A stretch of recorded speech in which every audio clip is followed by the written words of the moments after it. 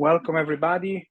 Today Jachinte from Lebanon will present us some data and up-to-date on SGLT2 inhibitors, also following the publication that we did a couple of months ago with Jachinte as a first name, if I remember well. Yes. So this is a topic that you love. So please. Quite interesting too. Okay. Yeah. Let's go. Nice picture. Yes. Okay, so let's start. So SGLT2 inhibitors. Okay. So for today's lesson, the synopsis will be as it follows. So we're going to start first by a small overview and a mechanism of action of how SGLT2 inhibitors basically work. But first, it is important to mention that initially SGLT2 inhibitors were used for diabetic patients. However, with ongoing trials, research, etc., it became obvious that SGLT2 inhibitors were also extremely important for heart failure patients and for cardiovascular outcomes, whether we're talking about diabetic patients and non-diabetic patients, and we will dig into that further on as we go. So overall, we have 6 types of SGLT transporters. However, we're going to focus on SGLT2 inhibitors because they tackle the substrate here, which is glucose. Let me put the laser. I'll try to find it. Okay, yeah, there we go. So because we tackle glucose in this case, as I said before, diabetic patients, they used to take SGLT2 inhibitors. And all of the rests aren't really that important. However, they aren't important in our case. However, SGLT2, SGLT1 transporters were established that they were important at some point only in 10%, because 90% of the SGLT2 used to work on a big portion of the proximal convoluted tubules, whereas only 10% on a very small portion of the convoluted tubules, proximal convoluted tubules. And so if we want to start first by physiologically speaking. So basically in a normal human body, glucose is absorbed at the level of the proximal convoluted tubules and then thrown back into the capillaries. However, in the case of diabetic patients, there is a problem where we have a huge amount of glucose being reabsorbed into the blood, causing the hyperglycemic state. In the case of SGLT2 inhibitors, they just block this, if you want to say this, GLUT2 transporters, just like that, and they will cause a cascade of events just like that. And so they will prevent, therefore, the reabsorption of glucose. They will excrete the glucose in the urine, also known as glycosuria, and thereby leading to a reduction of the blood level glucose. So why is it important to dig into how SGLT2 inhibitors work in the body? Because we're going to arrive to something very important, which is the heart. And so first of all, they work by constricting the afferent arteriole, just right here at the level of the kidneys, and thereby they will induce a state of diuresis, natriuresis, glycosuria, and a low proteinuria. And all of that is so important because it will affect the preload and the afterload by, decreasing the blood pressure. So glucosuria will act as an osmotic diuretic. It will induce dehydration, and it will induce, therefore, a lower blood pressure. This is extremely important, especially in cases of heart failure, because mainly heart failure is most of the time a problem of preload and afterload, etc. So whenever we can work on that, well, we can fix the problem. And so it also works on something very important, which is ketosis. And so we know that glucose is a... Sorry to interrupt, Jachinte. Yeah. 2 points. First of all, theoretically, they can lower blood pressure, but practically, you will show us when you will discuss about the studies if this has a systemic effect or not as compared to placebo.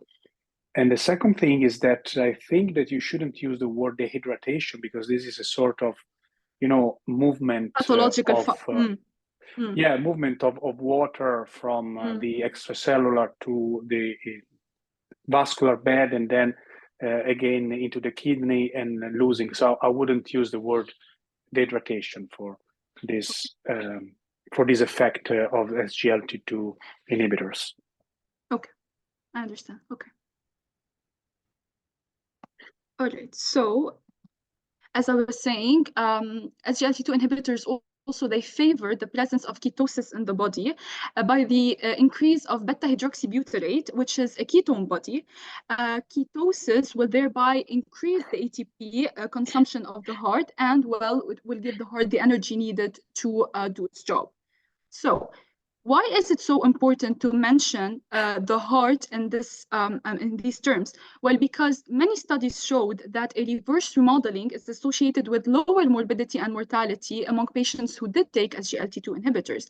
And following in the following slides, we will see trials that backed up this, if I must say, hypothesis, which is not much of a hypothesis really.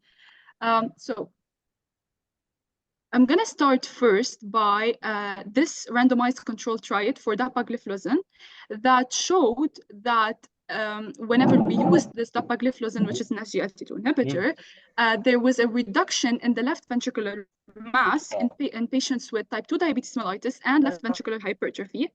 And thereby, there is a reduction in the blood pressure, the body weight, visceral fat, insulin resistance, and also high sensitivity CRP, which is a marker for inflammation. Next study, which is the empatropism, also a very important study that showed really similar outcomes with empagliflozin 2. There was an increase in the left ventricular and diastolic and systolic volume, a peak in O2 consumption, but also an increase in left ventricular ejection fraction. Lastly, we have the DM heart failure trial that showed a decrease in left ventricular and diastolic volume index and a decrease in N-terminal pro-B type natriuretic peptide. So what makes SGLT2 inhibitors that, if I must say, prominent among all of the other drugs that we used to use in diabetic patients? Well, a study from the American Diabetes Association showed that SGLT2 inhibitors were the only class among all of the others that had heart failure and cardiovascular benefits. Next up, I'm going to talk about the management of heart failure in diabetes mellitus patients and also non-diabetic patients. And we're going to see further on through the trials that I'm going to show that it became quite obvious that SGLT2 inhibitors isn't just for diabetics. It's not that selective for diabetics. Anyone with heart failure can take SGLT2 inhibitors. And we're going to see also that regardless of some parameters, such as ejection fraction, such as heart failure, or many others, there are positive outcomes.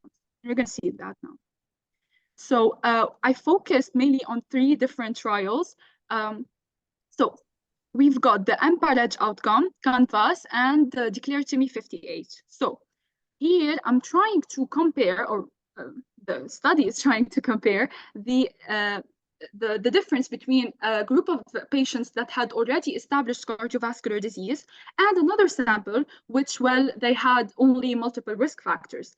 And so only patients with established cardiovascular disease showed mortality benefit, whereas the 2 samples, meaning the atherosclerotic cardiovascular disease patients and the patients with multiple risk factors, well, they showed both of them a reduction in heart failure hospitalization. Here is about patients with previous heart failure or ongoing heart failure, well, or no history whatsoever. Here, the results are actually equivalent, meaning that the sample right here, the sample that had a history of heart failure, well, they had the same results. They both showed a heart failure hospitalization benefit to the sample that had no history whatsoever of heart failure.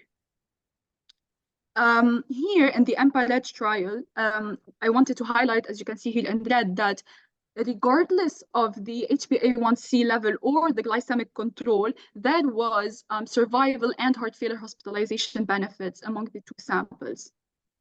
Also here in this study, regardless of ejection fraction, as I said before, so there are many parameters, and regardless of these parameters, we still see survival benefits in heart failure, reduced ejection fraction, and heart failure hospitalization benefits. So this is a very nice slide showing a summary of all of the results of some prominent trials.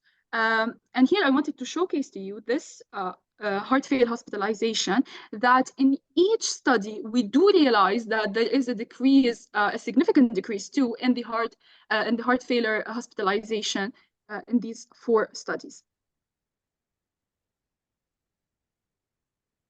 Okay, so now we're going to talk about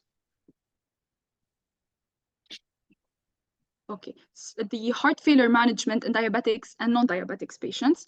So here in this define a heart failure trial, 38, as you can see here, it's quite prominent, 38% of the participants, here it was 263 participants, 38% of them were non-diabetic. However, we do see that regardless of the diabetes mellitus status, there is a significant improvement in the KCCQ questionnaire, and a decrease in the NT-proBNP, the natriuretic peptide.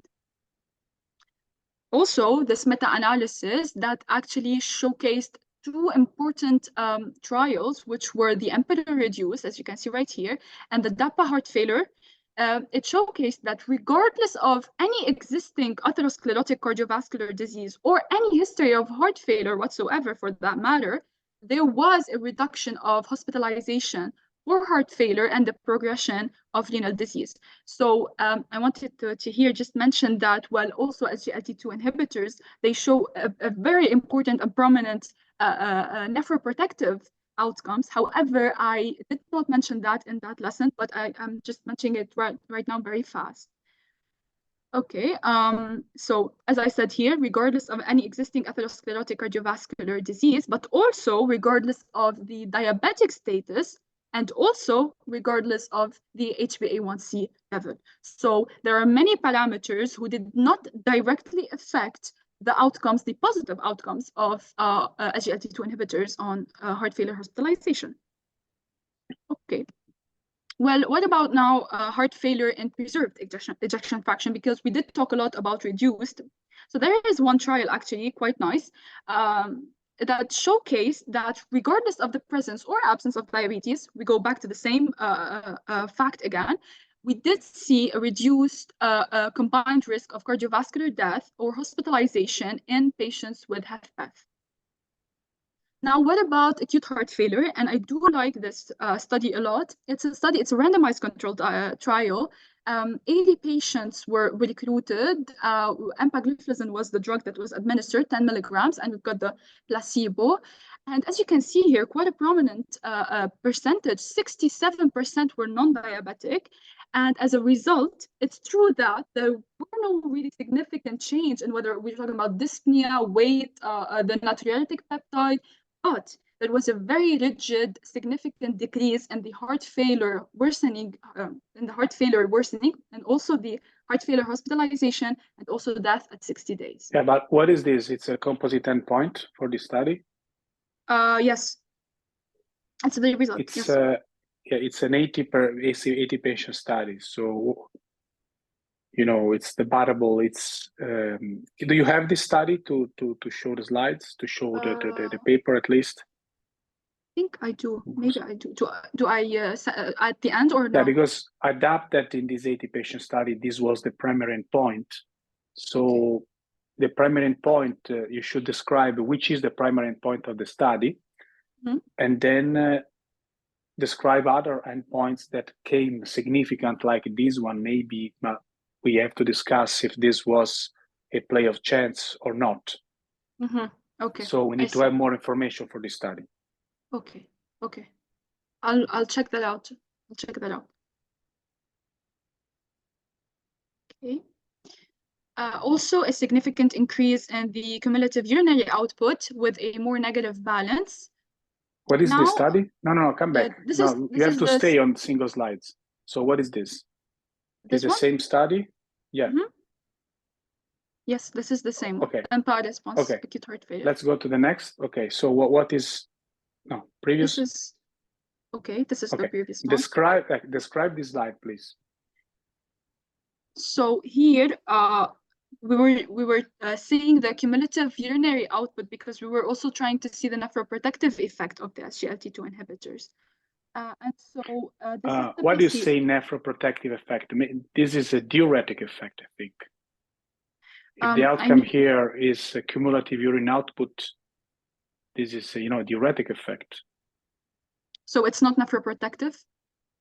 No, this is a diuretic effect. Maybe it can also be the nephroprotective, but it's not shown in this slide, actually. Oh, okay. Okay. I see what you mean.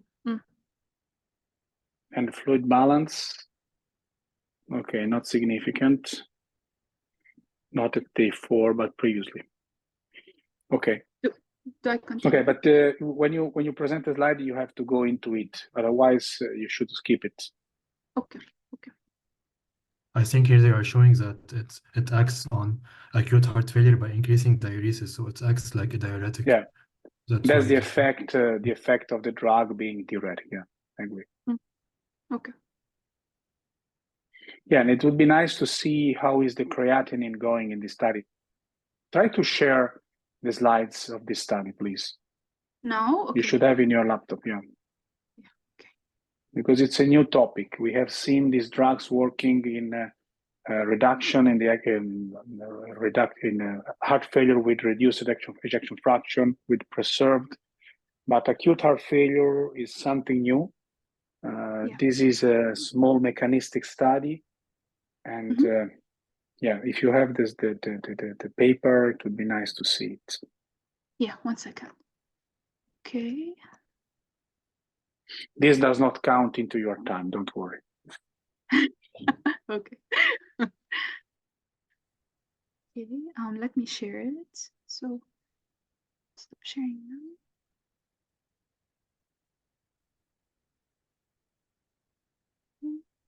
There we go.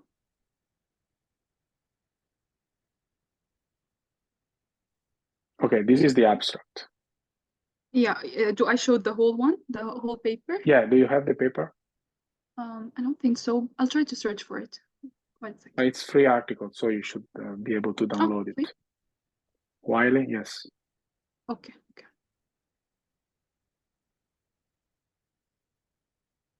So this is a general rule, a suggestion that I give to everybody.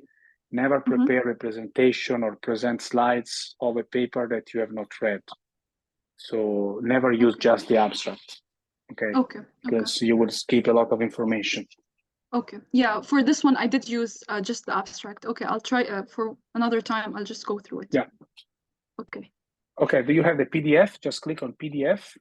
Okay. It's much better. Yes, right here. Yeah.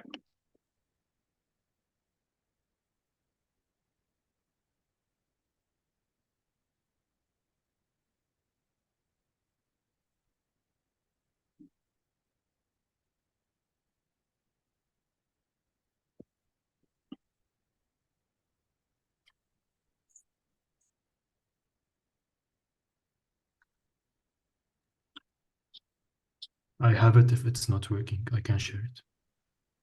You have it? Thanks. Okay.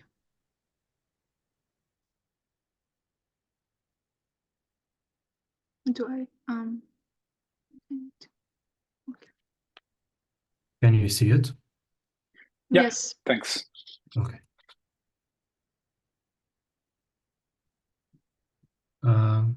Okay, let's go down. I don't know if there is a... Okay, so it's 80 patients. Let's go here. So assessed for eligibility, 800. So a lot of patients were excluded. Yeah, that's incredible. More than 90%. Wow. So, okay. Then allocated to empagliflozin, placebo, lost to follow-up, 1. They didn't check the creatinine. They just checked the urine output and NT-proBNP level and the length of stay. So I don't think they compared the creatinine. Yeah, let's go down and see how long was the follow-up. So this is the basal. Okay. No, okay, come up, please, a little bit.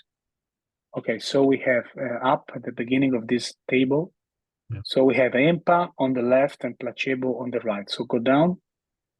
So one thing that, here, that comes, to my eyes is that despite it's not significant. NT-proBNP is 4,400 in EMPA and 6,100 in placebo. So the difference is big.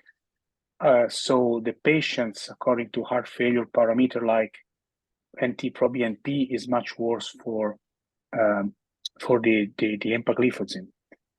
This is one important point. Okay, so let's go down. What is this? Change in VAS dyspnea. Okay, this is okay. Empagliflozin placebo. So dyspnea has decreased. Symptomatic improvement, and length of stay is the same. It's the same between the two drugs. It does not affect length of stay. Also, proBNP did change in NT-proBNP from baseline to, so it's not changing. This is strange, but maybe it takes more time to observe the effect. The day 4 is maybe too short follow-up. Okay, let's go down. So mainly it's a diuretic response. This one, it's significant. Yeah. Yeah, what an important information would be also to see how much diuretics they used in each arm, how much Lasix and how much other diuretics they used here. This is important. Okay, let's go here. Clinical events. Okay, worsening heart failure, but this is, subjective. Death or heart failure readmission at day 30. So no difference. Worsening heart failure or heart failure readmission. Okay, yeah. So, this clinical endpoint is a play of chance because they are all driven by worsening heart failure, which is something very subjective. So, when you go and dig into a study, you have to face, in this case, to a very small study, 80 patients. So if they claim that there is a clinical difference, you have to dig into it. And you can see here that we have a very strange endpoint with worsening heart failure plus death or heart failure readmission. So the weight of each parameter of this composite endpoint is very different, and they are all driven by worsening heart failure, which is, as I said, subjective, not numbers. Okay. So the value of these is very, very debatable. And the bad news is that proBNP didn't change actually from baseline to day 4. And this is not a great information. And the other information that we need to collect is how much diuretics they use and how is the creatinine at day 4 and at day 30. Okay. I don't know if we have this data below.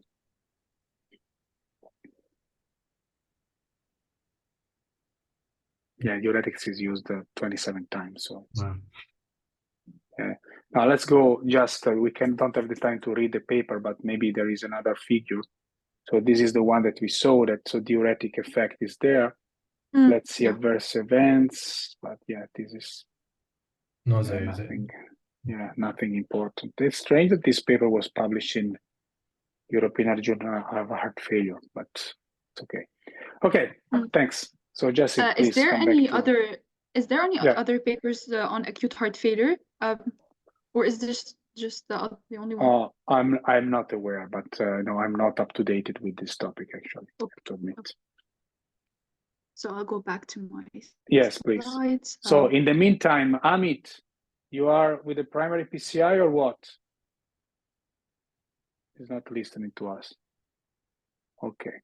So yeah, let's start again from this one. Okay. So soloist WHF trial. What is that? Okay. So here they try to establish the effect of sotagliflozin on also the heart failure. So here they raised this question that in patients with diabetes and recently worsening heart failure, does this drug, sotagliflozin, decrease CV mortality, heart failure, urgent visits, and heart failure hospitalization? One second, I'll just put my laser. Okay. Yeah, the point here is that this drug seems to act also as SGLT1 inhibitor, not only as SGLT2 inhibitor. Exactly, right here. And so out of all of these patients, 1,222, they came up with this conclusion right here, is that in patients with diabetes with worsening heart failure, this drug, sotagliflozin, it significantly decreased the CV death, the heart failure urgent visits, and also the heart failure hospitalizations. All of them, composite endpoint. Yeah. And no difference in death. Death is 11 and 13%, cardiovascular death, actually.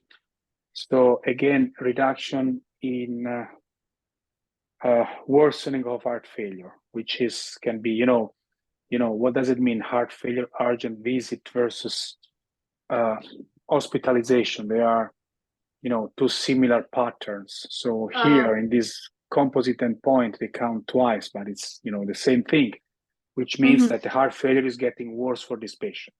Here counts two. I have a question. Does this mean that we're going from a compensated heart failure to a decompensated, or both of them are decompensated? No, they are both decompensated. At some time, this number of patients get worse. And it seems that this drug is protecting them from this worsening without having an effect on cardiovascular death out of 1,200 patients. But I would, if I was the reviewer of this trial, publishing the New England Journal of Medicine, I would have pointed out that the primary endpoint is a little bit debatable for aiming at this journal. Oh, I didn't understand this remark. So I said that this is a co-primary endpoint, a sum of heart failure with urgent visits and heart failure hospitalization, which mean the same thing. One patient can, So there are two items pointing at the same point, plus cardiovascular death. So this is a debatable primary endpoint. So these two would just be, they would fuse them together and it would be the same. Yeah, but maybe also, I don't know if they adjudicated it in a hierarchical way or not, or in a temporal way. We should understand that reading the paper, or if they counted it twice. Okay. This is something that I don't know because I should read the paper. Yeah, okay. Okay, so that I think already said that. Just small point that was a decrease by 33% in the composite primary endpoint right here. Yeah, this we have already seen there. Yeah. It's the same information. Yeah. Just here one thing, that the benefit of this was persistent regardless of the ejection fraction. However, there were small limitations to that study. For example, it was a small number of preserved ejection fraction, so we wouldn't be able to really assess that.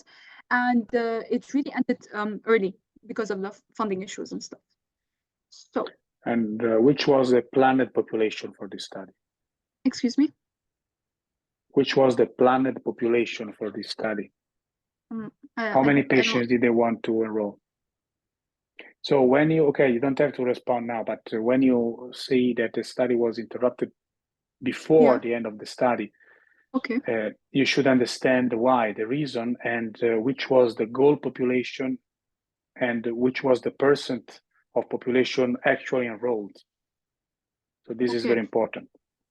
Because the primary endpoint is constructed according to the goal population. If you don't reach it, everything comes difficult to say. Okay, I understand. Okay, thank you. Okay, so now onto the adverse effects. So just like every single drug present in the market, there are some adverse effects for SGLT2 inhibitors. However, the favorable effects kind of outweigh the unfavorable ones. Besides, the unfavorable effects weren't that much significant in the literature. For example, very rare cases of fractures, very rare cases of amputations. Only amputations were seen, especially among diabetic patients, because it's quite present there. And did any study show an increase in amputation with this drug as compared to placebo?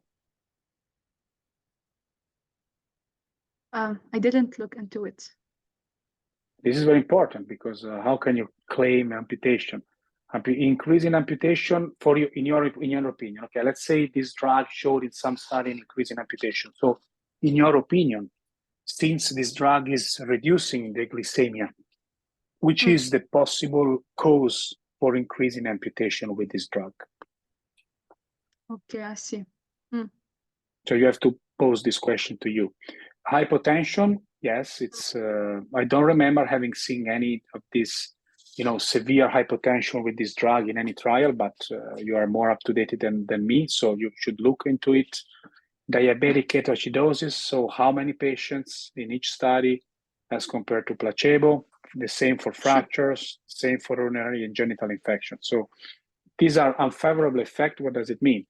Are they real unfavorable effects shown in the studies, or they are hypothetical unfavorable effects? Yeah, I see. Okay. And should I also look into, for example, which drug is causing the most unfavorable effect? For example, is EMPA causing more than DAPA, or is not that You significant? cannot say that until you have a direct comparison, but so far I think that there is nothing, and also in the future, I doubt that you will ever see a direct comparison in an adequately powered study between each of these drugs. Okay. Look at the NOACs. Are you aware of any direct comparison? No, nobody's going to do that. So this answer, it will be difficult to respond to. Unless we know that some drug have a different effect. Maybe a sotagliflozin has also an SGLT2 inhibitor effect in the gastrointestinal tract, so maybe it can be associated to more side effects. But that said, unless you have a direct comparison, it will be very difficult to claim that. Okay, I see. Okay, thank you. Up to our next, to our last but not least. So there is a study that looked into the possibility of a quadruple therapy, meaning the combination of SGLT2 inhibitors with MRA, beta blockers, and ARN inhibitors. And this study showed that whether we're talking about relative risk or absolute risk of all-cause mortality, both of them were increased here and here, whereas mortality was decreased. And so this opens new horizons to what we call a quadruple therapy. So a cross-analysis of that kind of combined 3 different trials, emphasis, paradigm, and the DAPA heart failure, established some sort of a comparison between the conventional therapy, this one over here, and the comprehensive disease-modifying pharmacological therapy, which is, well, the quadruple therapy. And as a result, there was an add-on of years of life, whether we're talking about at 55 years of age and also at 80 years of age. So it did show some positive outcomes, this quadruple therapy. And this is why we're opening up this new, name of the Fantastic Four. And actually, I wanted to ask you, Doctor, if you have any, opinion about this, because as I was searching for it in the literature, I couldn't really find something, significant about it. I mean, is it always done like that, or depending on guidelines? What do you mean? Well, do you all, as a physician, do you always prescribe SGLT2 inhibitors as a quadruple therapy, or alone, or depends? You have to go into the guidelines, in the heart failure guidelines, and the American ones. This is an interesting point. So we should dedicate the lesson to heart failure guidelines, Europeans versus American ones. So Sarah, please take note of that. I would like to see a lesson on this. We can do, I think, an extra lesson on this, because it's a very important topic for the cardiologists. So I would say from now to mid-May, it would be nice to have this extra lesson. It's a good point, Jachinte. I think the 4 pillars, we emphasize the 4 pillars, but not always you can introduce all 4 pillars at the same time. Sometimes you're limited by renal function. Some patients have UTI while in hospital because of catheters. So you can't introduce, we tend not to introduce the SGLT2 at that time, but then maybe in the outpatient setting. So ideally, your aim is to try and introduce all 4 of the pillars, but sometimes you can't, because blood pressure, because pulse rate, because other, patients are fasting, they're not eating as well. So you have, it's kind of just you try and introduce what you can, and then for me in heart failure, I think regular close follow-up in the outpatient setting to try and optimize the therapies to get them on the 4 pillars. Now you've got additional other therapies as well, which I think if we do a session will be quite nice. Things like iron, iron supplementation. I think there's good data for that. So there's a few other things that we can do. Non-pharmacological strategies, asking them to weigh themselves, to fluid restrict, to salt restrict. Yeah, So it's quite an interesting, so it's quite Diet. an interesting field. Yeah, so there's a lot to it.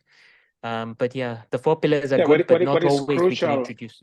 Yeah, of course. What is crucial is to follow these patients, to start also the European guidelines that we will need to review, because I read them more than 1 year ago, are going through, they give suggestion on how to start, but then what is important is how to implement that according to the status of the patient. So the follow-up of this patient with a strict follow-up, with also possibly with the modern methodologies of monitoring these patients is very important. But we don't have to forget the importance of H inhibitors or ARB and diuretics, because from this slide, if you just give a look at this slide, you say, okay, let's give beta blockers, MRA, ARNI, and SGLT2 inhibitors, but many patients have a lot of fluids that they need to reduce. So at least at the beginning, they should go with some diuretics, and SGLT2 inhibitor will never overcome the diuretic effect of a loop diuretic, for example. It is a diuretic, but it's a mild diuretic.